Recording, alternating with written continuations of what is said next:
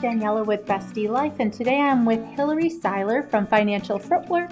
She is a financial educator who helps you take your money game and elevate it to the next level, kind of like a pro athlete elevates their talent to success. She is going to give you some amazing actionable tips today for you to start implementing and how to manage your money game in a way that by doing these simple tasks every day, every week, you can make it easy and manageable and simple for you to handle. So I'm so excited for you to hear her today. Hi, this is Daniela with Bestie Life, and I am with Hillary Seiler of Financial Footwork. Hi, Hillary. Thanks so much for being with us. Thank you so much for having me. This is great. So if you can share with my listeners a little bit about your business, how you got started, what brought you to where you are today? Absolutely. So I'm a financial educator, and I know that sounds so boring, but it's actually kind of fun. About 12 years ago, I left college and I was not in a good financial place because my mom was very, very sick. Medical bills were piling up. My family was really going through some financial hardship.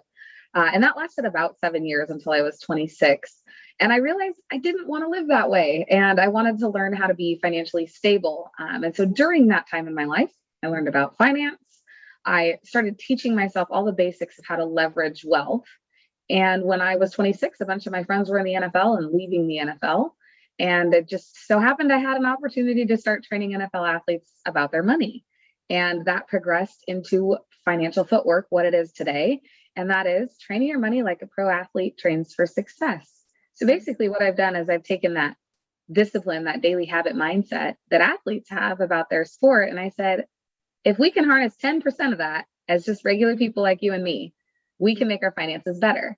And we break down daily finance in little tidbits every single week to attack your money game and make it better. So it's easy, it's simple, and manageable, because finance is scary. And so we try to make it as easy and palatable as possible. Yeah, because I think so many times we think of money as this big, scary thing. You know, we either hide from it, we ignore it, we are disillusioned to what it really means. And I like the way you break it down to it's just a practice. It's just a skill that we can learn.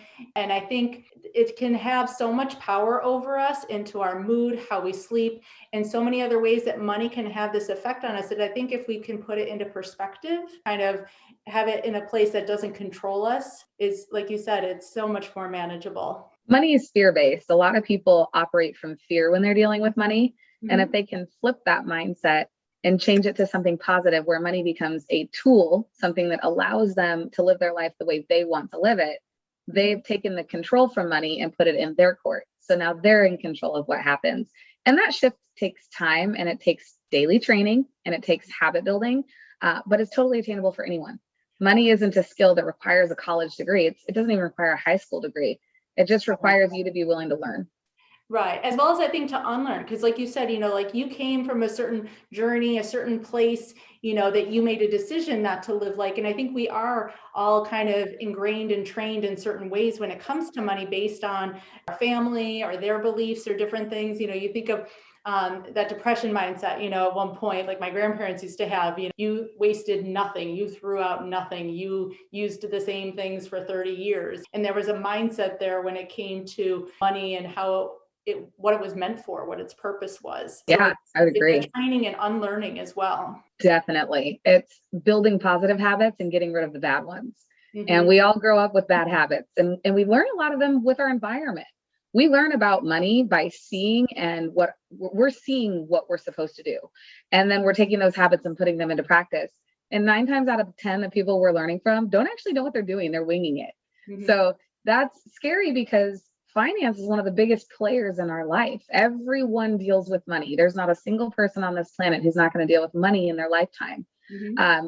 And you can't say that about everything. We all have family, we all have a career, we all have money. Those are 3 staples, and we just don't learn enough. And so I wanted to be able to take my hardships and translate it into easy. How do we make money easier to understand and make that preparation something that we can focus on every month versus hoping and praying it all works out in the end? Because that doesn't always, I mean, for most of us, that's not a good plan. No, burying your head in the sand is never a great skill with money, as well as, just even when we cope with things, how we think about money, or, when we're celebrating, how money comes into play. So absolutely, like you said, it does touch into everything in so many ways. If there were, 3 to 5 like key things that you would want as like a simple starting place, what would be some of those tips that you would have? Yeah. There are every day, there's certain things I think everyone should do with money. And here are those tips. Tip number 1, check your bank account. I know that sounds so simple, but how often do you just get on your app and say, oh, yep, I spent that. And you're scrolling through your transactions to make sure they're accurate. Mm-hmm. So many of us don't do that. And fraud is massive. It happens every day. And it's usually not a big number. It's someone charging your debit card for $7.26. So if you're not right, so it's sneaky. And if you're not paying attention and you're not looking every single day at your accounts, you could be the victim of fraud or an error on a transaction. Mm-hmm. I've had Comcast double charge me twice. How many times in my life? I can't even tell you. Right. Things like that. And it's not that Comcast is a bad company, but it's human error. We all make errors. Billing errors happen. Mm-hmm. It's our responsibility as the consumer to make sure we're keeping 2 eyes on our money. So that's tip number 1. Review your accounts every day. Take 30 seconds and just make sure it's all accurate. Tip number 2, have a bill pay calendar. Mm-hmm. One of the biggest concerns everyone says to me is, oh, I don't know when my bills are due. And I'm thinking, well, get a calendar. I mean, they're $2 at Office Depot, or print one off of Microsoft Word because they're free. Right. And just write down when stuff is due and pay it on time. Mm-hmm. Again, sounds so easy, but how many of us are actually doing it? So that's tip number 2. Have a bill pay calendar, pay your stuff on time. And then tip number 3, if you don't have a budget, now is the time to start one. Mm-hmm. And if you're thinking budgets are overwhelming, I don't know where to start or how to start simply with a bill pay checklist. And we have a free download on our website. You can grab it. Everything you could possibly have to pay every month, write it down. And then once you start getting a feel for your expenses, you can start setting up a budget. But don't feel like you have to jump in and have it all done at one time, because budgeting is a process. I mean, we take people through 6 months of budgeting before they actually really hone in on their budget. And it's a weekly thing. We're doing our budgets every week. But start small. Start with just your bills. Write them down. See what you're actually spending. And then you can start analyzing, okay, where can I make changes and where can I get better? And what's that one thing I can do tomorrow to improve my financial picture? It doesn't have to be this huge all at once lump sum overwhelming thing. One thing at a time, one thing a day. It's going to feel so restrictive if you try and probably go in and like do it all at once. And as you're talking, I keep thinking of even like with food, it's almost the same way people approach eating. Like you can't go super restrictive all at once. You have to small steps. You have to be aware of what you're eating, how much you're eating. Like there's so many similarities and so many steps. And if we just apply them across different areas. Yeah. Think about training in the gym. That's what we modeled our finance program after, because I think everybody understands training. Everyone gets, you have to work out 3 to 5 times a week. It's all over every hospital. It's all over every doctor's office. We grow up hearing that in PE, but most of us don't do it. Mm-hmm. And it's the same concept with nutrition. It's the same concept with your daily habits. It's the same concept with your money. Mm-hmm. If you can train it a little bit every single day and start picking the areas you want to improve and working on those, mastering them, and then going to the next step, you do the same thing in the gym. You're not going to start bench pressing 500 pounds. That's not going to happen. Right. You're probably going to be there with those 2-pound dumbbells going, this sucks. This hurts. Yeah. But you build up gradually. And the same concept with money. You might start with $1 in your savings account, but every single day you add $1, and 365 days later, you have $365. Right. Add another 0 on that, $10 a day, $3,650, right? Wow. It's little things every day and they compound. Mm-hmm. So it's all about that habit building, repetition, and being willing to practice. Right. Just curious, what are your thoughts on automation, whether it's bill paying or saving, having money automatically withdrawn? Any pros and cons when it comes to that? Yeah, I think there's pros and cons. For some people, they manually need to make those payments because they're nervous and they need to have their eyes on that money and they need to physically click pay. Okay. I have a lot of clients that say, I can't automate it. It makes me nervous. I need to click pay. Now, on the complete opposite spectrum, if you're somebody who's forgetful and you don't make payments on time, automate it.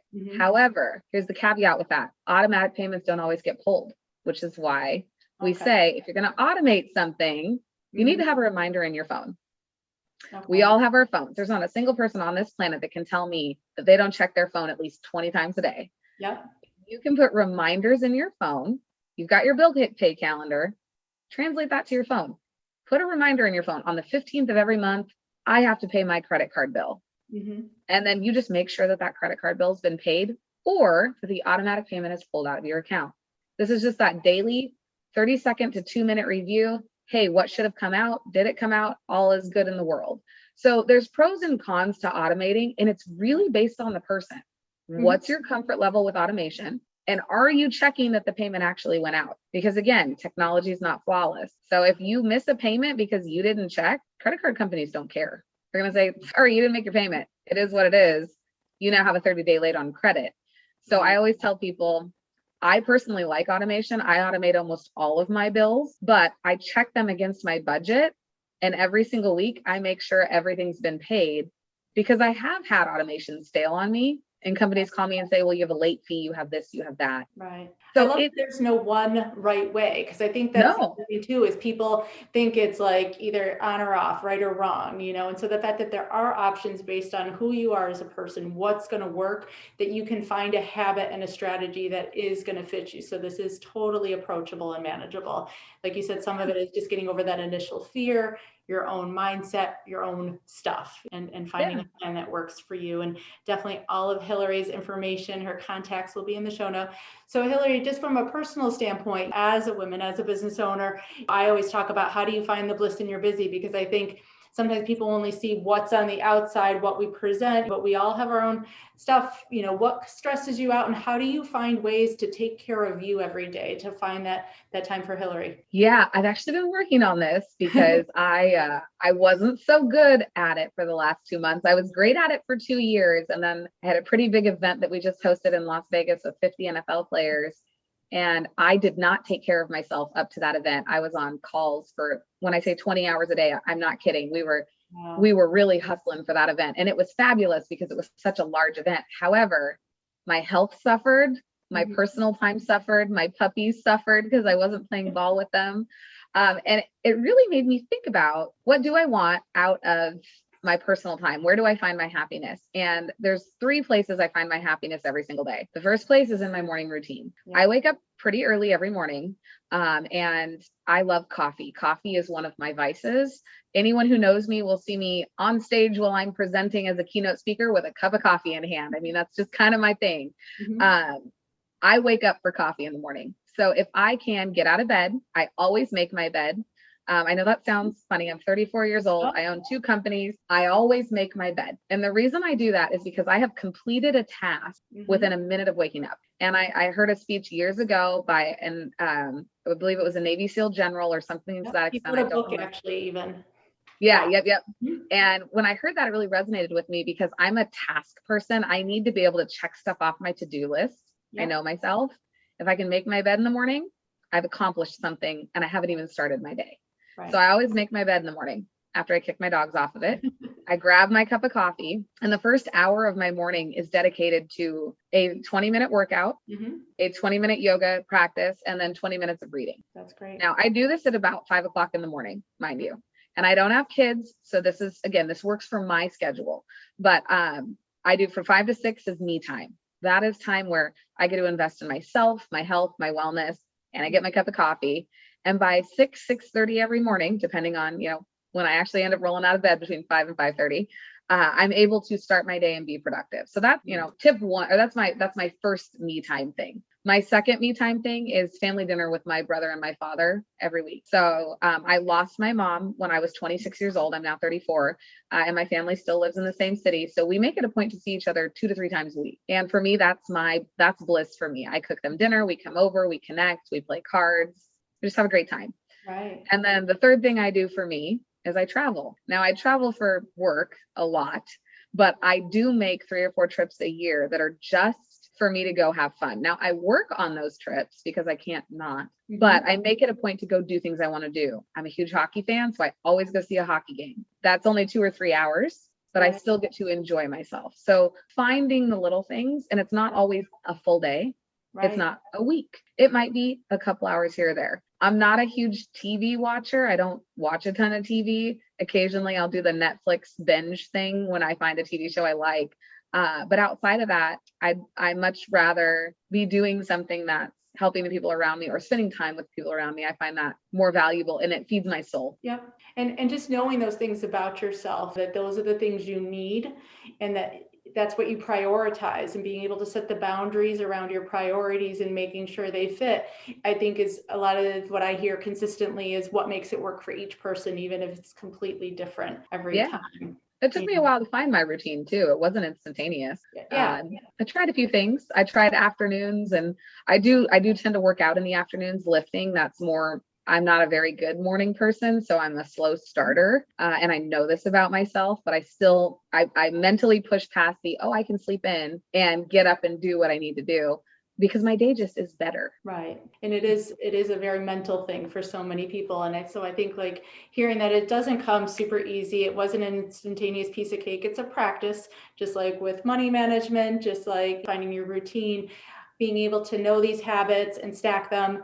Hopefully a great way to be able to start to make the changes that everyone's looking for in their lives. Yeah. It's all habit building, everything that you do, whether it's your career, your money, your fitness routine, your daily checklist, whatever it is, it's all habit building, and it's a mindset. And if it's going to be easy for you to give up, you're probably not ready to tackle whatever it is that's coming your way. But if you're willing to push past the mental barriers, it could work for you. Absolutely. Absolutely. So thank you so much, Hillary, for those amazing tips for my listeners.